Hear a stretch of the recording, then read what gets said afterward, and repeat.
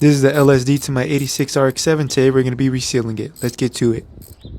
Alright, so first things first, we had pulled off the whole rear subframe off my RX7. This is what it's looking like. Things looking pretty crusty, so let's get this thing cleaned up. So I just hit this whole thing with the wire brush. Then from there I started disassembling the whole thing.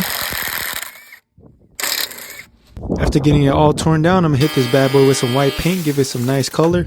And next we're going to be working with this bad boy, this LSD. Let's start hitting this thing. First things first is get that diff fluid out. Next, let's break those axle bolts loose and get those out of our way.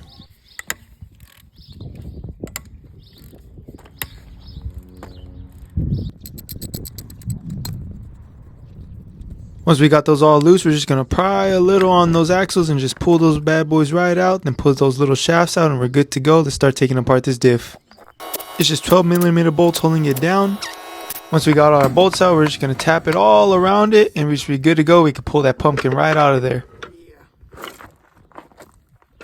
And this is what our LSD is looking like. Everything looked in good shape. I didn't see any metal shavings or anything crazy. So all we're going to do is just reseal this bad boy, throw in some new fluid, and we'll be good to go. This differential doesn't take a gasket, so all we're going to put is this sealant and we'll be good to go there. And once we got our sealant, all we're just going to do is just drop that pumpkin back in there and we'll be good to go. Once we got that set in there, we're going to throw down our bolts. There's a few that are longer than the others, so you don't want to mix them up, but I kept them in order, so no worries there.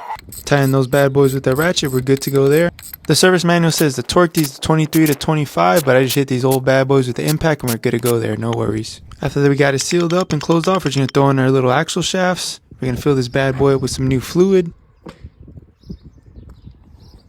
Throw in that fluid, and once it's leaking from this bolt hole, we know we're good to go and we're filled up.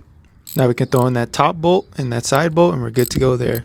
And all that's left is just to tighten those axles back and we'll be all set to go. And with the churn of some wrenches and ratchets, we went from this old dusty thing to this and we're looking a lot better. I just used some can paint. I didn't do anything too crazy, but to me this is great. But now that we got this all done, let's go and throw this bad boy up on that RX7. But if you want to see that, you're going to have to hit that follow and stay tuned for the next one. Thank you for watching. I appreciate you.